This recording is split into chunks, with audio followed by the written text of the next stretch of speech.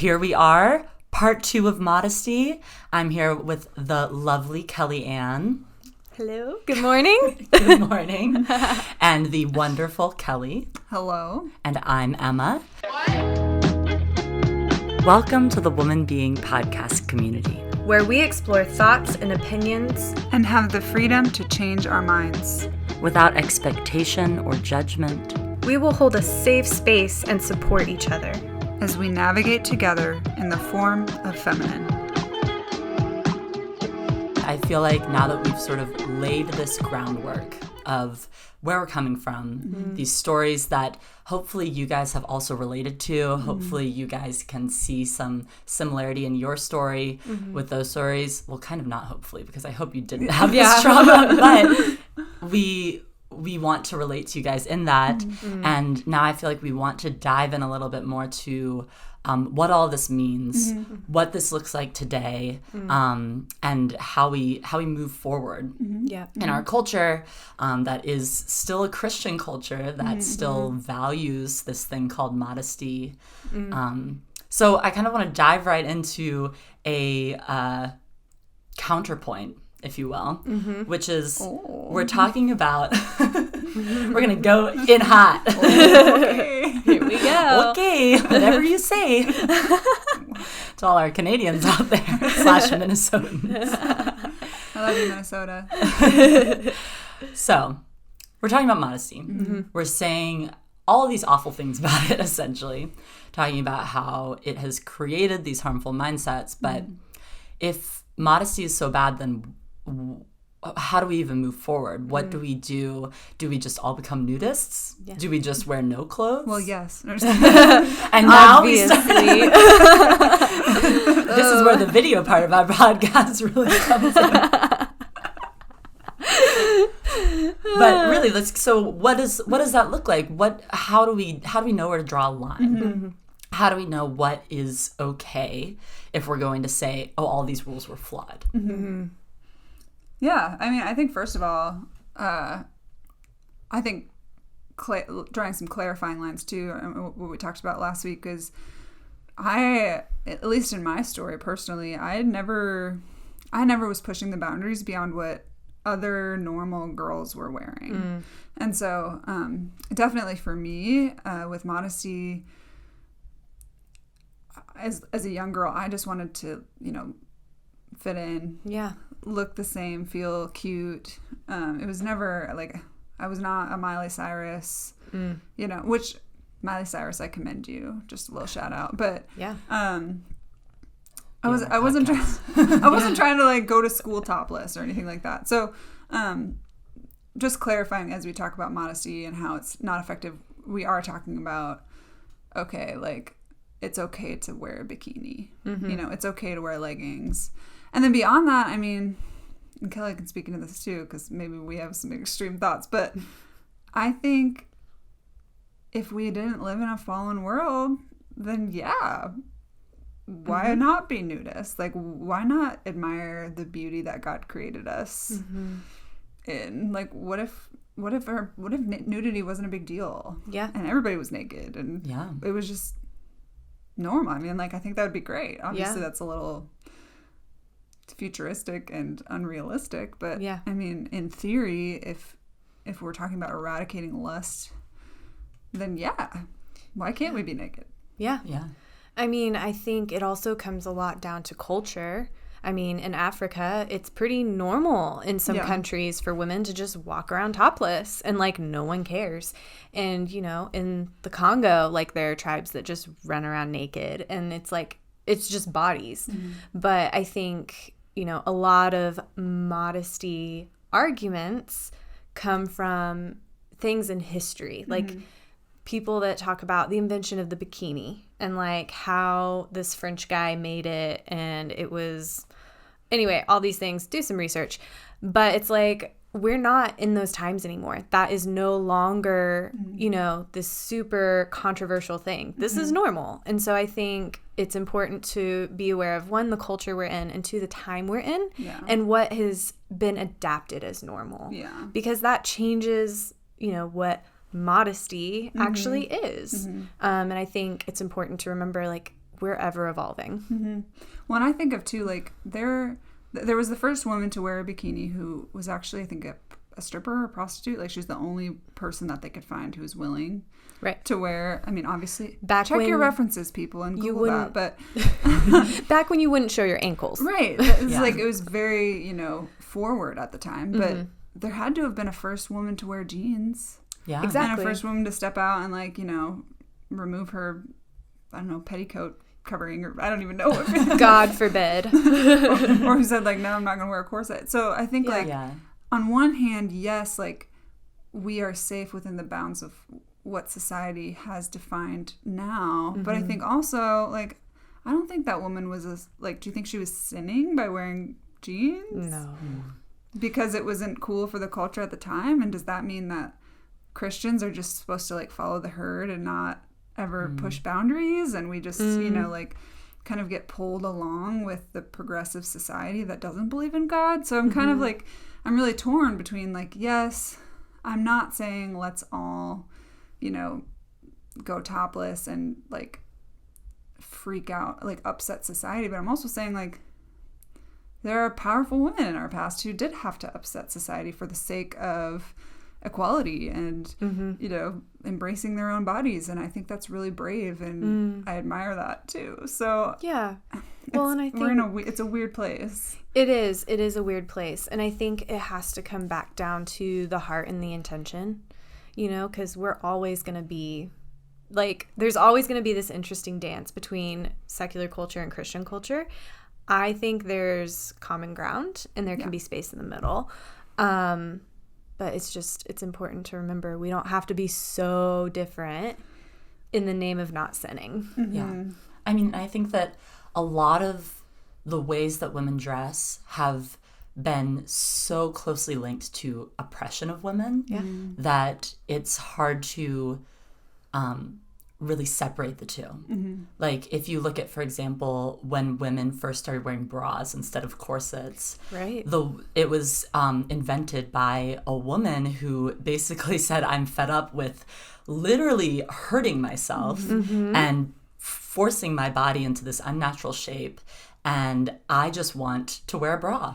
And she tied some scarves together and she wore a bra and invented the first bra. And it's a really interesting story, but that in some ways, that instead of being so, like, progressive, really it's just trying to bring men onto the same level as men. Because even with, like, women who first started wearing pants as feminist movements were growing, it was like, women are wearing pants, and it's men wear pants every day, and we're just trying to be on the same level and trying to fight for our equality. And so I think that goes into a whole different realm too of is it really that progressive, or is it actually trying to bring women up to a level that they should have been at all along? Well, and even the practicality side of it, like, for those of you who have not worn a corset, it's not fun. I can imagine. And women that I danced a whole summer in a corset. It was my costume.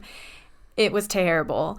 But I mean, women that complain about bras, I'm like, listen, it is not that bad. And so it feels really like it's, I mean, yes, there is that level of, like, we're, trying to put men and women a little more on the same, like, status level. But also just the practicality side. Like, corsets suck and they hurt. I'm going to wear this bra instead. Why is that so weird? Why is that, like, oh my gosh, what an upset, Yeah. Or, like, I want to be able to ride a horse without, sitting side saddle. Yeah. I'm going to wear pants. Like, side saddle sucks too. And it's not safe. No. Well, it's another story, but. Yeah. And I mean, and I think one thing that the church in general struggles with a lot is being okay with there being new normals. Yeah. And we have to remember that actually it's okay for us to change and to grow because it doesn't change our foundation that we're on. That's good, Emma. I mean, like, if, like, a tree grows, right? Its roots are always in the same place, but that tree is going to change. It's going to grow up from a sapling. It's going to become this beautiful and big oak tree. It's going to have orange leaves in the fall. It's going to have fruit in the spring. All these things. That's okay. And if the tree stayed the same all the time, it wouldn't be healthy. Yeah. And I think that's a big problem we see in the church with purity culture, with all sorts of different things, where the idea that if there's anything that's changing, anything that's not the way that it was hundreds and hundreds of years ago, then it's bad. Yeah. Do you feel like, I mean, with your analogy, we talk a lot in the church about pruning. And on a personal level, like we're like, oh, God's pruning me. My life is terrible right now. And I'm like, oh, great. But it almost feels like there's a level of that in the church, but the church doesn't love it because we're really locked into what we can predict and what we know. And sometimes when you move into pruning, like, okay, women don't have to wear skirts all the time anymore. They can wear pants. That's in a way like a pruning. Yeah. And it's kind of the church's opportunity to either get behind that or not. And I think, I mean, talking about like bringing heaven to earth, or like on earth as it is in heaven. Yeah. I think we ought to be forward thinking in that way. Obviously, we have to recognize the fallen state that we live in, but at the same time, looking towards this is how it is, but like this is how it ought to be, and allowing space for progressive thought. Well, it's not that progressive, but what to the church is progressive thought and new ideas and change to come in, and welcoming it as a good thing, as opposed to like trying to avoid anything that may tempt anybody. Yeah. So, because that's the thing, right? Sin's not avoidable. I mean, we're all gonna sin. We're all gonna mess up. That's part of our world and our reality. It's just having the tools to realign. And having the grace and the community and the support to fix it. So if we're looking at culture, we're looking at the ways that we can actually implement modesty. If we use the example of like, I had a friend who struggled with alcohol and drugs before they were a Christian. And so I wouldn't drink around them. Even though I was of age, I wasn't getting drunk. I was just like, I'm just going to avoid that altogether because I don't want to offend them. I don't want to trigger them. I don't want to do anything that's going to make them feel uncomfortable.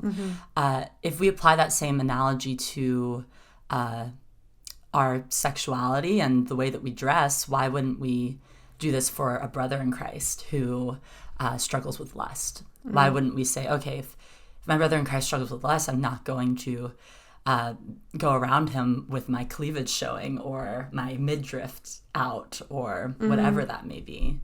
Why wouldn't we accommodate for somebody in that way? It's a good question. I mean, I have thoughts, as always.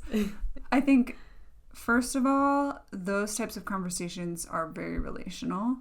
And so if I were to have a brother in Christ, or, you know, maybe just a non-brother in Christ, I don't know, who struggled with something specific and that was made aware to me, I may choose to, you know, not wear a bikini in their presence, let's just say, or, you know, wear shorts instead of leggings to the gym.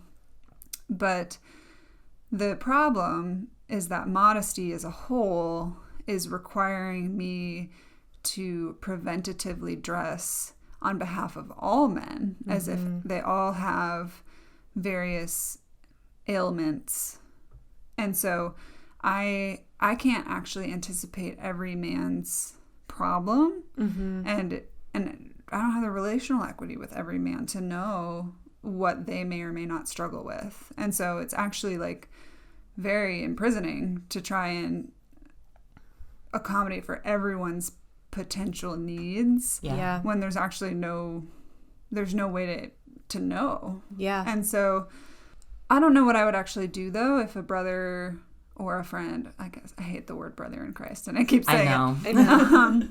It kind of comes with the topic. Yeah, it kind of happens. But I don't even know what I would do if someone came to me and they're like, hey, your short shorts are distracting. Like, I feel like I'd feel kind of... I would feel real awkward. So, very uncomfortable. So I'm kind of like, on one hand, I'm like, that has to be relational. But on the other hand, I'm like, I don't even know how you would navigate that relationally. It would have to be someone very close. Like maybe if my husband, for example, felt uncomfortable with me wearing a particular dress Yeah. or something, he just felt like it was too much, then maybe that would be something where I would choose to honor him in that way. Totally.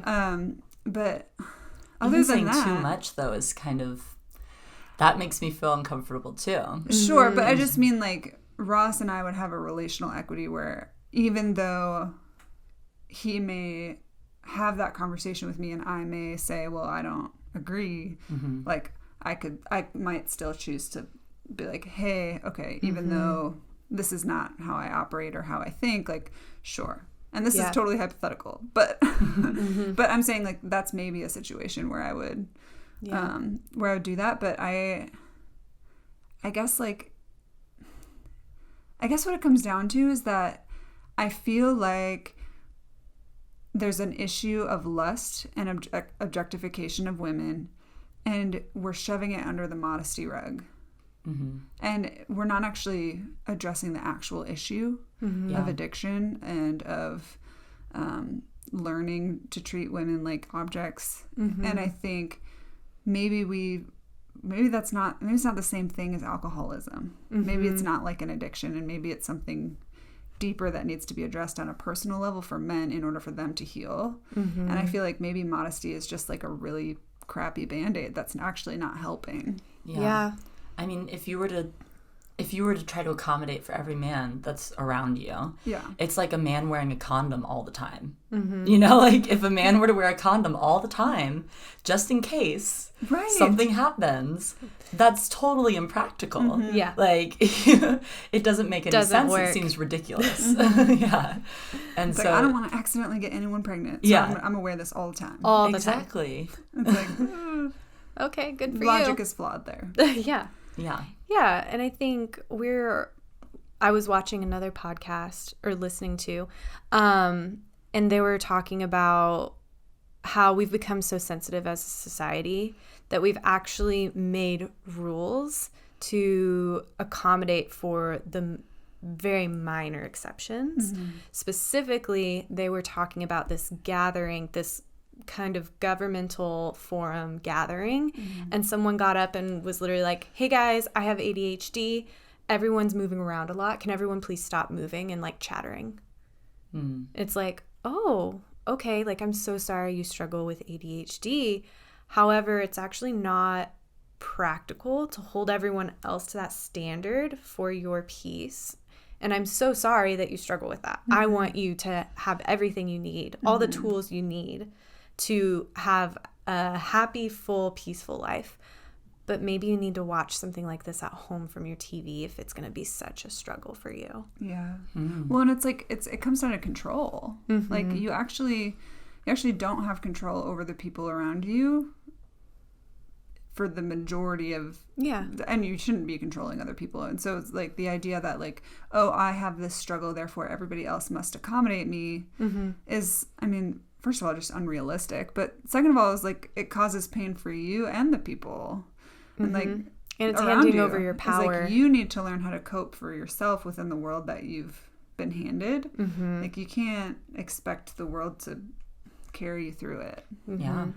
It's definitely handing over your power and authority over yourself. Yeah, and I hate to sound insensitive, but I mean, at the same time, it's like, I mean, you just, like, people aren't there to, you know, cater to your needs. Yeah. Not everything's going to be perfectly comfortable all the time. Yes. And like, if you expect that, then you're living life on a cloud. You're in a bubble. So sorry. Yeah. Exactly. So then, if we're looking at this, I know that we touched a lot on stories with parents last week. And what does it look like? Obviously, none of us are parents. So we're coming from a sort of an outsider perspective. But what does it look like to now raise a child and keep them safe and implement modesty as like a Christian parent today? What would you guys say to that? How would you tell a parent to navigate that? Wow. I mean, I'd like to first off all say, like, parents, you're doing a good job. And I know you're absolutely trying your best. it is not easy to be a parent, even though I am not a parent. I have friends that are parents. I know many parents. I have been parented. And I know, like, you're probably absolutely doing the best you can. I would suggest doing some research. But also remembering, like, you can't actually raise your kids out of fear of what might happen. I grew up in a very unsafe neighborhood, and we always had the door locked. We were never allowed to play out in the front yard. Like, we had a lot of rules to keep us safe. But as I grew up and as an adult, and moved away, far away, halfway across the country from my parents, I had to learn how to make myself feel safe. And I think, and it's because I was parented out of that space of what could possibly happen. Mm-hmm. And so instilling fear actually doesn't help your children be equipped with tools. I think teaching them tools and how to get out of situations they don't want to be in, how to be aware of their surroundings, I think that is a lot of it. And from there, I think you kind of got to hands off a little bit. But I'm also not a parent. I have not grown a human for 9 months inside my belly. So I'm also not going to be like, I'm the authoritative figure on all things parenting and modesty. You're not a parenting expert? No, I thought that was why we had you. That's definitely why I'm here. That was your thing. Maybe we're going to need to find someone else. Sorry, Kelly, we have to let you go. Okay, I understand. Because neither of us are parenting experts either. So I can't speak into, like, it from a parent's perspective, but I can speak into it from the perspective of this is what I wish, or how I wish the conversation might have gone with my parents. Mm-hmm. And that is just, there's a difference between, those clothes are unsafe, potentially, or those clothes could, like, send a message that might make you unsafe. Mm-hmm. And, those clothes are immodest and you should be ashamed. Mm-hmm. And so in terms of, like, oh, your daughter's going out to a party in downtown city and she's wearing really short shorts, and, like, there are actual steps that you can take to be like, okay, make sure you're with friends and don't leave anyone's side, and don't, set a drink down, that whatever, and, don't. If someone makes you uncomfortable, trust your gut. Right. Stay away from strangers. And if someone makes you uncomfortable, tell them to stop. Like, you have the right to do all those things, as opposed to necessarily focusing on, like, you're sending the wrong message with your clothes. Mm-hmm. And so that's, like, a separate issue. And I think, like have concern for your child's safety, but, like, as, like, a daughter doesn't need to know, like, oh, you're causing the men around you to sin. Mm-hmm. I think that can be known as a reality, but that's not her problem. That's not her problem. And so she doesn't need to be necessarily, she needs to be aware but not concerned about other people's issues around her. Yeah. And then also, like, I would phrase things in terms of, like, what's appropriate for the setting that we're going to be going into, whether it's a new culture that we're stepping into, or a new country, or a school versus the beach. I think there are obvious, like, okay, we're not going to wear a bikini top to school because it's not appropriate. But that's in terms of, like, I want you to be dressed for your best success for school, as opposed to, like, you're going to be looked at like a piece of meat if you wear it. Does that make sense? Like, it's very different. Helping our daughters make wise decisions about, like, this is what's going to be appropriate for the setting that you're stepping into, not like, oh, your body is so sexually attractive that if you wear that, men cannot help but fall at your feet. Yeah. There's, like, it's a very different conversation. So, and then also, like, just remember, like, your daughter wants to fit in. Yeah. She wants to look like other girls. She wants to feel accepted and a part of the thing. And, like, I don't think it's fair to subject your kids to bullying just because you're uncomfortable. Yep. And so, if... That's good. I guess, like, don't focus just on your needs. Remember that your kid has needs too. And I'm not saying that, like, do everything to just make sure your kid is popular, but, like, it's a consideration. But your kid, you're growing, and you're in this horrible place called high school, and you're like you're trying to fit in, you're trying to get through it. And I think it's valid to an extent, you know, want to just be a normal teenager. Yeah. And I also think on top of that, like in raising sons, the narrative needs to, instead of being that you have all of these pent up desires and you are just gonna have to like be sexually frustrated all the time. Instead saying like, hey, like you actually really need to honor and respect women. And Absolutely. if you see a girl and you feel roused by her or you feel that you're lusting after her, then that's something you need to work out in your heart, and giving boys the tools on how to work that out in their hearts and how to manage that, rather than telling the boys like, if that girl's dressed that way, then she's a slut. Or if she's dressed that way, then it's her fault that you are aroused. Or saying nothing and just like, oh, boys will be boys. Yeah. I mean, that's boys will be boys. Lord. What a phrase. That's a whole podcast topic.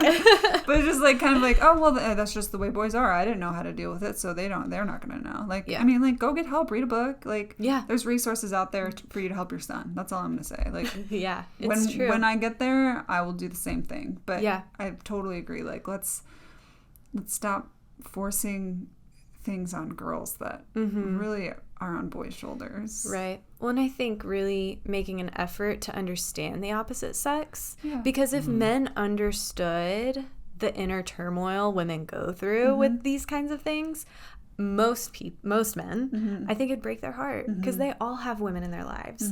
And I think, like, as fathers raising daughters, understand your daughter's perspective and strive to, like, you know, cover her in that. And then even mothers raising sons, like, give your son the tools and the skills. I mean, I follow a doctor on Instagram who's like a world-renowned leading female health expert, and she has a son, and she talks openly about like how she is educating her son about both men and women's bodies, because it's important to know about both. You can't just know about your own body. I mean, I was listening to an interview where Michelle Obama was interviewing her brother the other day, and her brother in I think in middle school or something, he was taking his first sex ed class, and he actually got in trouble because he answered too many questions right on the test.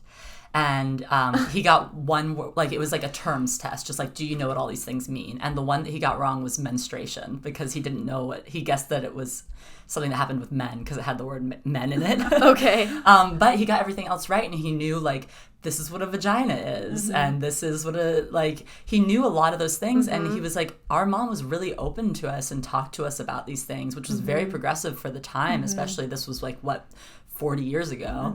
And the teachers were concerned that maybe he was some sort of like pervert, because he knew all these things about the female body, and it was nothing, like, he was just like, I just knew about it because our mom talked to us about it. And I think it blows my mind to think that a school would be concerned that a boy knew too much about the reproductive system. That's so upsetting. Yeah. And I mean, even like concerned that he's a pervert, like, secrecy and shame is where perversion is birthed. Yeah. Like, the more education, the more understanding, the more space we foster for conversations, the less, like, space for things to grow in the darkness we'll have. Exactly. I'm like, I have so many feelings. Well, and also just, like, here's one more little tip for moms and dads. Take your daughter shopping. Yeah.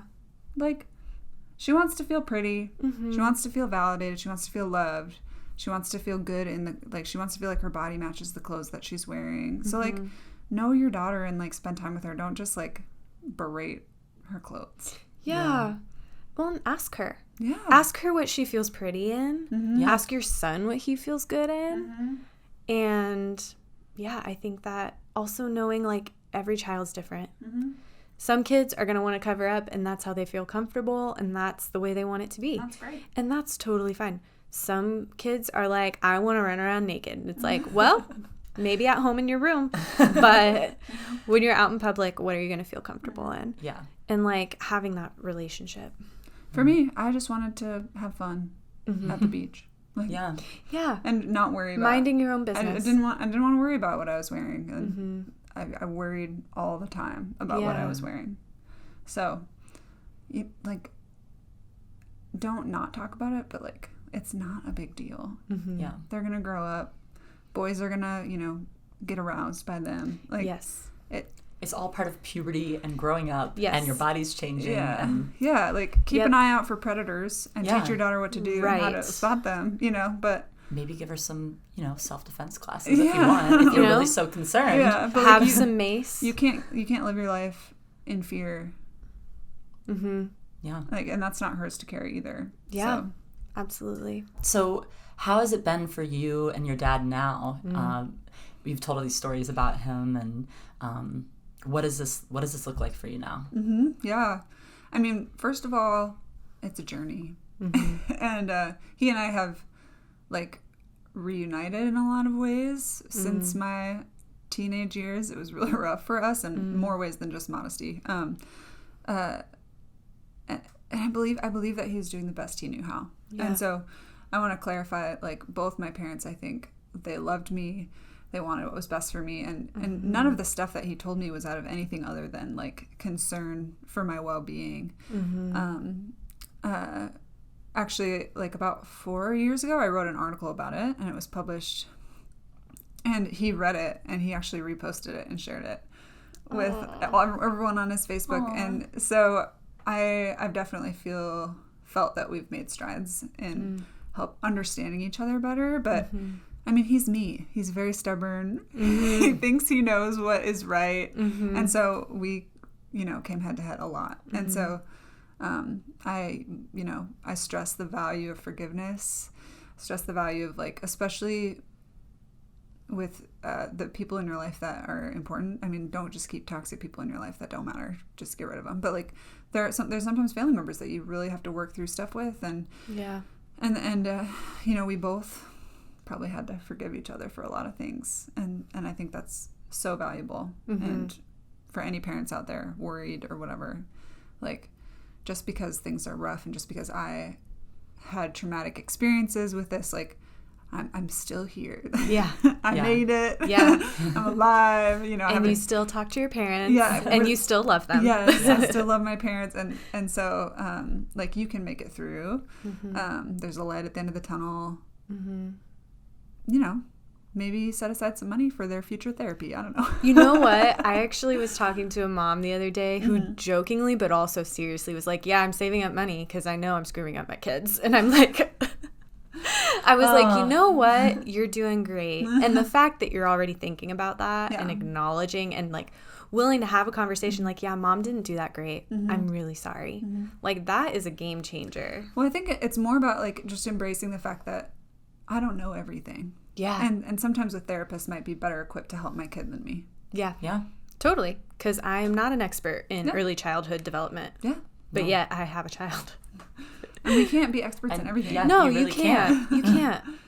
So. Yeah. I mean, I would just suggest people to find community. I think that was one of the things that my family did well. We had a group of families that all had kids around the same age, and we all were just raised together, and we were all the time over at people's houses. And I would encourage just fostering conversation with each other and being how are you doing this? Yeah. How are you raising your girls? I mean, we were very close to a family. I'm the oldest of 4 girls. We were very close with a family with 5 girls. And it's holy cow, this is a lot of girls. And figure out oh, what's Rachel wearing? Why is Rachel comfortable in that? Oh, can I wear that? Mom? And then that creates this sense of camaraderie, and then you don't feel like you're the odd one out. Yeah. And I think just, do some research. Yeah.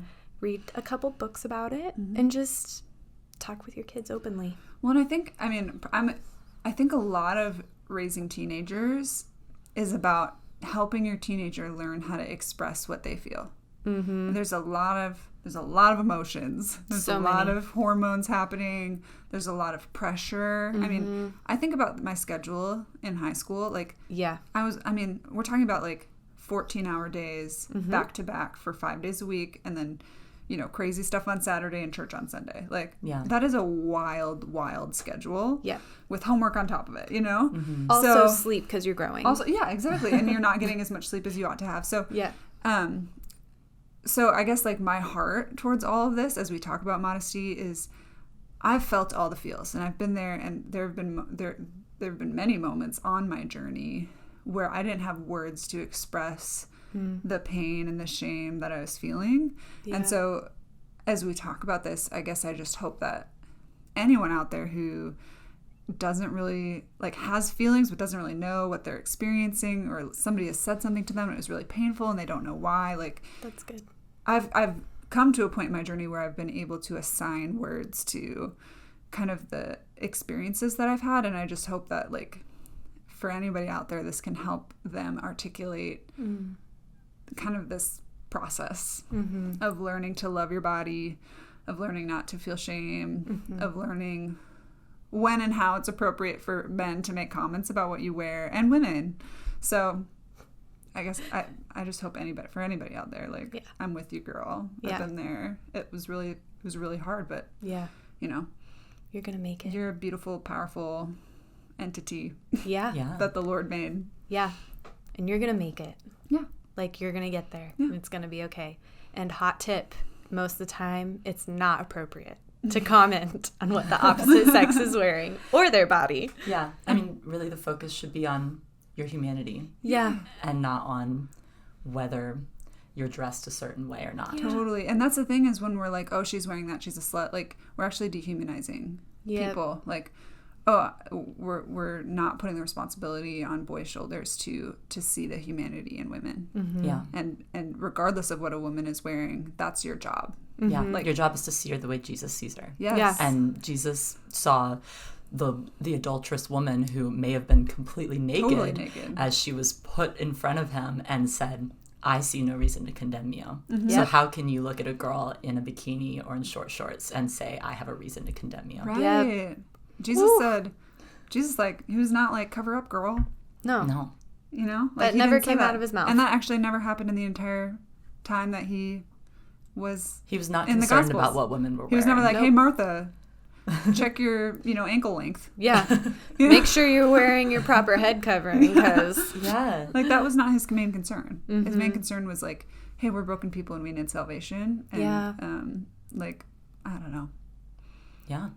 Let's focus on the root issue. Modesty is a cover-up for something much deeper, and I think the enemy has been very sneaky in making it the forefront of a woman's like, purity and righteousness and value. And value. And really, it has nothing to do with any of those things. Nothing. Well, on that note, ladies, we have feelings. I'm so thankful that we get to talk about these things, and thank you guys for sharing all of your thoughts and opinions, and we want to hear all of you guys' thoughts and opinions. We love getting to hear your stories. We want to continue to hear the ways you've been impacted by modesty, or if you have kids, the ways that you're teaching your kids modesty now. That would be incredible. If you've got great creative ideas on how you talk about it with your daughters, like, love to hear it, because I'm going to have daughters one day. We're taking notes now. Right, but we're going to wrap this episode up, and be sure to tell us about all those things on our social media, at Woman Being Podcast, and we can't wait to see you guys next week. Bye. Bye.